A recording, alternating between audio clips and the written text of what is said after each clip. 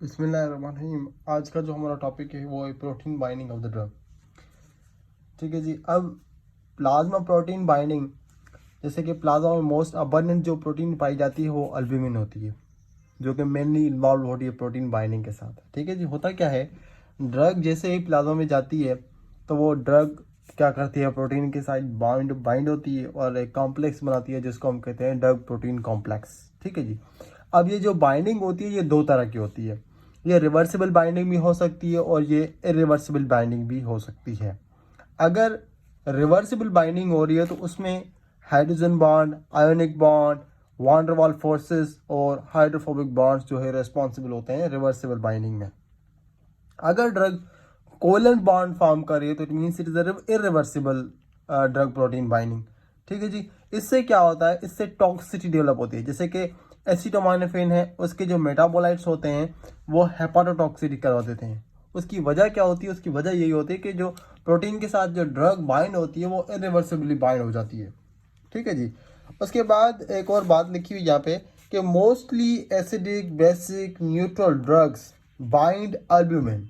सही है, क्योंकि अल्ब्यूमिन जो है ज़्यादा क्वांटिटी में हमारे प्लाज्मा में पाई जाती है और कॉमन प्रोटीन है, इससे सब ड्रग्स जो है बाइंड करती हैं।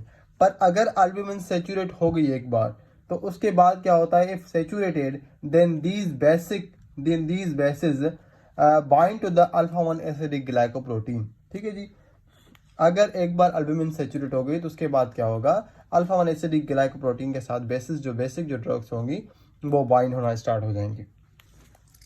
उसके बाद यहाँ पे आता है फिगर 11 to 8।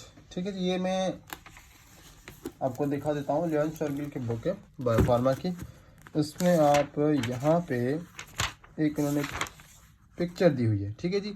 इससे हमें जो है ड्रग बाउंड ड्रग की डिस्ट्रीब्यूशन और एलिमिनेशन किस तरीके से हो रही है, ये वाली जो फिगर है। ठीक है जी। ये इसकी डिस्ट्रीब्यूशन किस तरीके से हो रही है और बाउंड ड्रग और फ्री ड्रग का क्या इफेक्ट पड़ता है इस पर। ठीक है। अगर मैं इसको थोड़ा सा हटा के आपको यहाँ पे थोड़ा क्लियर करवा दूँ इससे पहले, तो सिंपल सी बात ये है, अगर आपकी ड्रग फ्री फॉर्म में मौजूद है, ठीक है, ये ड्रग फ्री फॉर्म में मौजूद है और ये प्रोटीन के साथ बाइंड कर रही है,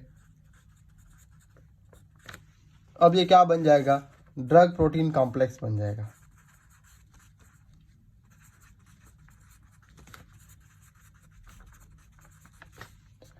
अब बात यह है, अगर हमारे पास ड्रग प्रोटीन कॉम्प्लेक्स बन गया तो ये जो है ये डिस्ट्रीब्यूट नहीं हो सकता फर्दर मेम्ब्रेन को क्रॉस नहीं कर पाता कॉम्प्लेक्स फॉर्म में। ठीक है जी। पर अगर ये रिवर्सिबल बाइंडिंग है तो क्या होगा, ये प्रोटीन कॉम्प्लेक्स में से क्या होगा, फिर से ड्रग रिलीज होगी, प्रोटीन अलग हो जाएगी। अब क्या होगा, अब ये जो फ्री ड्रग ये फर्दर डिस्ट्रीब्यूट होगी टुवर्ड्स द ऑर्गन्स। तो फिर अगर छोटा सा मिसाल ले लें, ये है प्लाज्मा हमारी। अगर प्लाज्मा में हमारी ड्रग गई, वो एल्ब्यूमिन के साथ बाइंड हो गई, उसने क्या किया, ड्रग प्रोटीन कॉम्प्लेक्स बना लिया।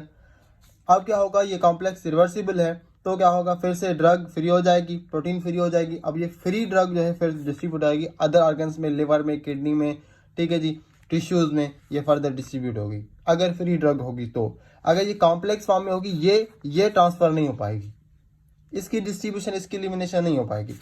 इस वाली जो फिगर है, इस वाली फिगर में भी यही कॉन्सेप्ट दिया गया है कि भाई अगर आपकी ड्रग प्लाज्मा में है तो प्लाज्मा में क्या हो रहा है, ड्रग आपने ड्रग खाई, वो प्रोटीन पड़ी हुई है प्लाज्मा में, उसके साथ बाइंड होगी, क्या हो गया, ड्रग प्रोटीन कॉम्प्लेक्स बन गया।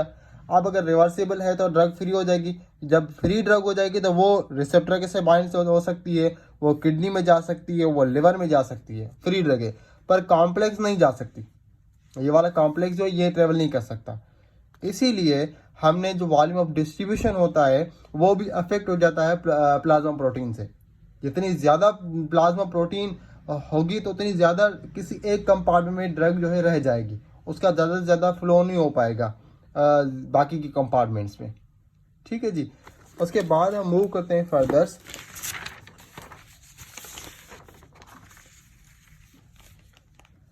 कि प्रोटीन्स जो होती हैं, प्लाज्मा प्रोटीन्स भी होती हैं और टिश्यू प्रोटीन्स भी होती हैं। अगर प्लाज्मा प्रोटीन्स हैं तो bond of drug to plasma protein is weak bond. मतलब जो प्लाज्मा प्रोटीन के साथ जो ड्रग बाउंड करती है वो बॉन्ड वीक बॉन्ड होता है और रिवर्सिबल होता है। और इंटरेक्शन के नकर plasma bound drugs if more lipophilic drug. इसका क्या मतलब है? इसका मतलब ये है, फॉर एग्जांपल अगर एक ड्रग पहले से बाइंड है, उसके साथ प्रोटीन बाइंड है, ठीक है जी, ड्रग प्रोटीन कॉम्प्लेक्स बना हुआ है। अब क्या करते हैं, मैं मोर लिपोफिलिक ड्रग खा लेता हूँ, वो क्या करेगी, इस वाले ड्रग को रिप्लेस करेगी। ये क्या हो गया, इंटरेक्शन हो गया, ठीक है जी। अब मोर लिपोफिलिक ड्रग जब हम वो करेगी तो उससे इस प्लाज्मा प्रोटीन बाउंड ड्रग से जो इंटरेक्शन करेगी। उसके बाद होता है टिश्यू प्रोटीन। टिश्यू प्रोटीन के साथ जो ड्रग बाइंड होती है, bond of the drug to the tissue protein is strong bond और ये रिवर्सिबल बॉन्ड होता है। इसी वजह से क्या होता है कि टिश्यू में टॉक्सिसिटी डेवलप कर सकती है। Now we are going towards the factor affecting protein binding, ठीक है जी। कुछ फैक्टर्स होते हैं, ड्रग रिलेटेड फैक्टर्स होते हैं, ठीक है जी, ये ड्रग रिलेटेड फैक्टर्स, उसके बाद protein and tissue related factors and then drug interaction. उसके बाद पेशेंट रिलेटेड फैक्टर्स होते हैं, उसके बाद पार्टीशन कोफिशिएंट। अब ये सारी की सारी चीज़ें जो है ये अफेक्ट करती हैं protein binding of the drug. अगर हम बात करें ड्रग रिलेटेड फैक्टर, तो ड्रग रिलेटेड फैक्टर कौन कौन से हो सकते हैं? First of all physiochemical property of the drug. इसका क्या मतलब हो सकता है, physiochemical property of the drug? इसका मतलब ये है, अगर आपकी ड्रग लिपोफिलिक है, ज्यादा लिपोफिलिसिटी है उसमें, तो उसका क्या होगा, ज्यादा से ज्यादा आपकी प्रोटीन बाइंडिंग हो सकेगी, ज्यादा से ज्यादा क्या होगा, ड्रग कंपार्टमेंट्स में ट्रेवल कर पाएगी, ठीक है जी।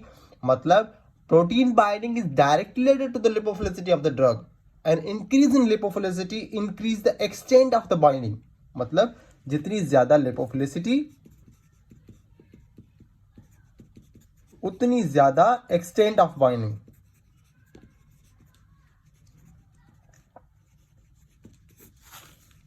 ठीक है जी। उसके बाद आता है concentration of drug. Concentration of drug से क्या मतलब है? अब देखें, सिंपल सी बात है, अगर मैं ड्रग की कंसंट्रेशन बढ़ाऊंगा तो चांसेस ऑफ बाइंडिंग भी बढ़ेंगे। अगर मैं ड्रग की कंसंट्रेशन कम करूंगा, जाहिर सी बात है, कम थोड़ी ड्रग होती है, थोड़ी ड्रग बाइंड होगी प्लाज्मा प्रोटीन से या किसी भी टिश्यू प्रोटीन से। सेम वेज अगर मैं इसी चीज को उल्टा कह दूं, अगर मैं अल्ब्यूमिन की कंसंट्रेशन कम कर दूं, अगर मैं प्रोटीन की कंसंट्रेशन कम कर दूं, तो उससे भी क्या होगा, प्रोटीन बाइंडिंग इफेक्ट हो जाएगी। मतलब कि ड्रग की कंसंट्रेशन अफेक्ट करने से, अल्टर करने से बाइंडिंग इफेक्ट होती है। उसके बाद प्रोटीन की कंसंट्रेशन अल्टर करने से, उससे भी क्या होता है कि प्रोटीन बाइंडिंग इफेक्ट होती है।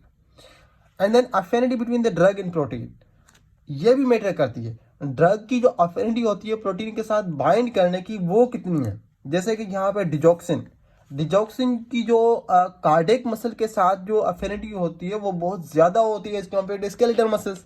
इसका मतलब ये है कि डिजॉक्सिन जब कार्डियक मसल में जाएगी तो वो ज्यादा बाउंड होगी। तो ये भी एक फैक्टर है कि ड्रग की प्रोटीन बाइंडिंग पे इफेक्ट पड़ता है। उसके बाद अगर हम मूव करें टिश्यू रिलेटेड फैक्टर्स में, सेम चीज, physiochemical characteristic of the protein on binding और बाइंडिंग एजेंट, ठीक है जी। वही बात, अगर लिपोप्रोटीन होगी, एडिपोज टिश्यूज होंगे, ठीक है जी, वो क्या करेंगी, बाइंड करेंगे लिपोफिलिक ड्रग्स के साथ, ठीक है जी। जितना ज्यादा हमारा लिपोफिलिक या एडिपोज टिश्यूज होंगे, उतनी ज्यादा हमारी लिपोफिलिक ड्रग के साथ बाइंडिंग होगी, क्योंकि लिपोफिलिक ड्रग्स जो होती हैं वो डिजॉल्व हो जाती हैं लिपिड कोर में, ठीक है जी। ये हो गया फिजियोकेमिकल। उसके बाद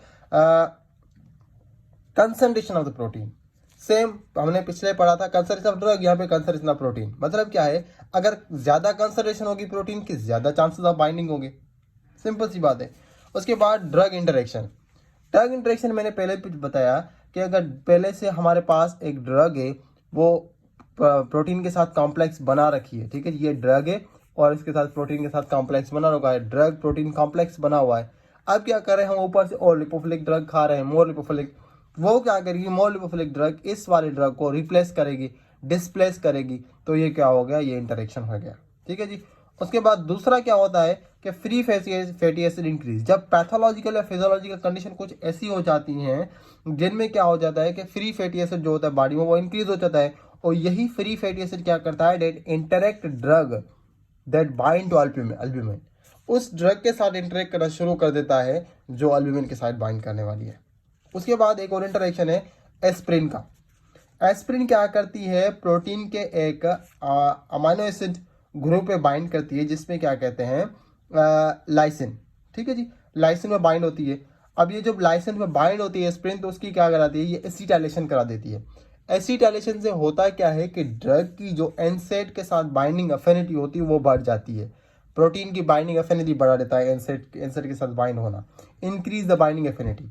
एस्पिरिन लाइसिन के साथ बाइंड होती है, उसकी लाइसिन की क्या करा देता है ये एस्पिरिन, एसिटाइलेशन करा देता है, जिसकी वजह से होता यह है कि बाइंडिंग जो अफिनिटी होती है वो प्रोटीन की बढ़ जाती है टुवर्ड्स द एनसेड।